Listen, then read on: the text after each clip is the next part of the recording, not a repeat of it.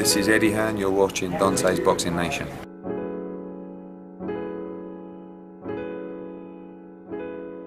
Dante's Boxing Nation, what's going on, guys?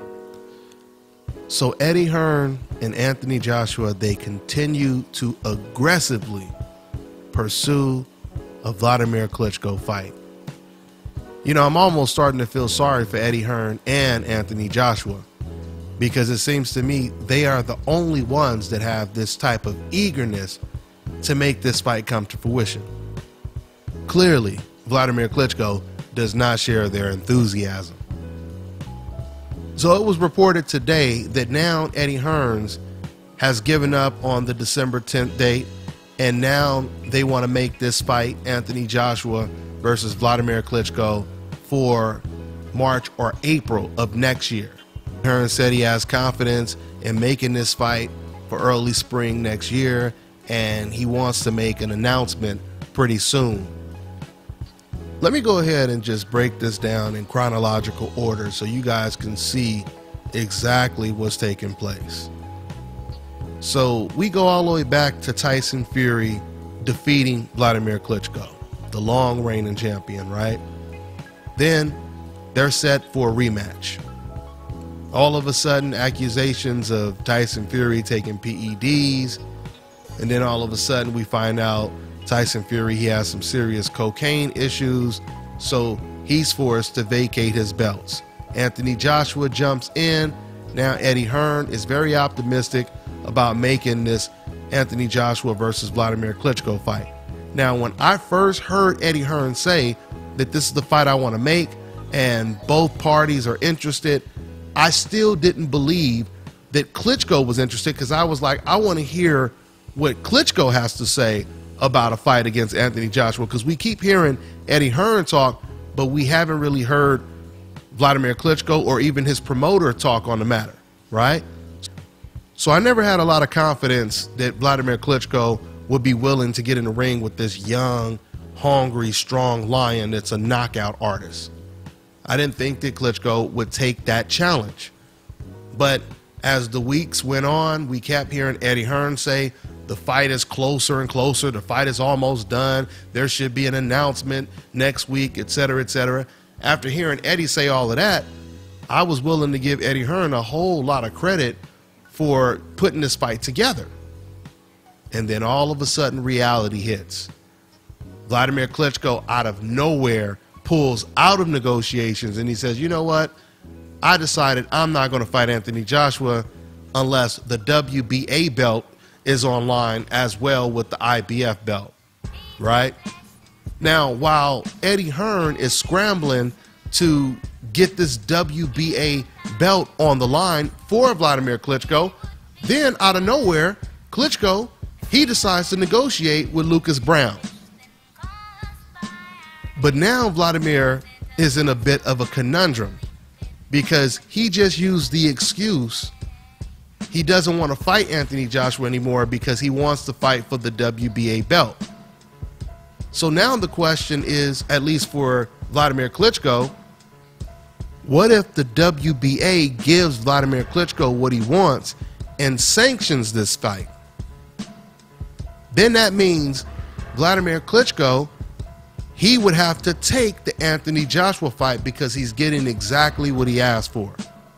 So while Eddie Hearn and Anthony Joshua are waiting for the WBA's decision, all of a sudden, Vladimir Klitschko, he's injured. And now, no matter what the WBA decides, Vladimir Klitschko, he can't fight Anthony Joshua at all. Or Lucas Brown now in this case, right? Now, I'm not going to sit here and tell you that I know for a fact Vladimir Klitschko was injured, because I don't. But all I'm saying is that whole scenario could easily be interpreted as Vladimir Klitschko just not wanting to fight Anthony Joshua. Or it could just be a freak accident and he was injured. But like I told you guys before, it doesn't make sense for Vladimir Klitschko to say, you know what, I've decided I don't want to fight Anthony Joshua because I want the WBA title to be on the line as well. It doesn't really make any sense, because no matter who Vladimir Klitschko fights, only one belt is going to be on the line if he fights another champion or if he fights for another vacant belt. There's no champion he can fight right now that will award him multiple title belts. So the excuse that you're not fighting Joshua just because you want more than one belt, it doesn't hold. It doesn't hold. So, you know, good luck to Anthony Joshua and Eddie Hearn when it comes to trying to make this fight happen. This is an excellent fight. It's a very competitive fight. This will no doubt be the biggest step up for Anthony Joshua. And in fact, this is pretty much graduation day for Anthony Joshua. So let's see if Vladimir Klitschko takes the challenge and faces Anthony Joshua next spring of 2017. That's all I got for now, guys. I'm on to the next one. Hi, you're watching Dante's Boxing Nation. Woo!